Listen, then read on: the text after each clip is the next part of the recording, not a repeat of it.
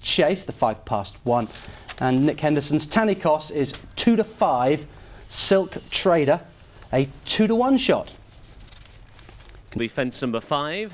Tanikos comes to it, measured it really well, and a reminder for Silk Trader on landing over the water. In fact, 2 reminders from Brian Crowley in quick succession as they race on now towards the 6th.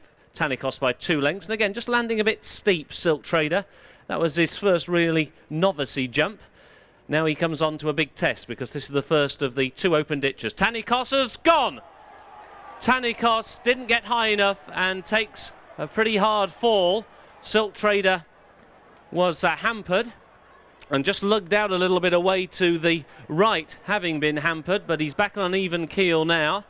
So Silk Trader has been left alone at fence number 7 by the fall of Tanikos. Silk Trader now climbs Rose Hill, goes towards the 8th, all on his lonesome. Got a reminder into that fence and ridden out of it by Brian Crowley, just looking to the landing side of the open ditch, and in fact they're behind a tree, Tanikos and Marcus Foley, but I can tell you that Marcus is back on board Tanikos. There is visual confirmation of it, so that's good to see.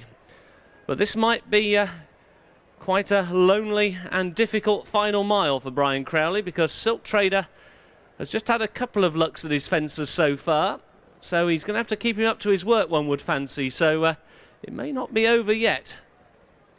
So they're going now towards fence number 9. Silk Trader comes to it, oh, and he put the brakes on. Got a step ladder out there to get over it, and Crowley really is getting vigorous on him, and a flash of the tail from Silk Trader. He's not enjoying being on his own. He was much better when he got a lead from his sole rival, who is not giving chase. At the ditch, he's refused. Silk Trader has refused. He's dumped the jockey into the takeoff of the open ditch. He's clambered over the fence. He's now walking back down the road loose. Brian Crowley has extricated himself from the open ditch. The posse have now not managed to grab Silk Trader, and I'm now looking back to Marcus Foley because he now has a decision to make, because I think he might well be getting wind of what's happened. He's now still circling Tanikos on the landing side, in fact, of the ditch, which he doesn't have to jump again, but maybe there might be some news passed to him.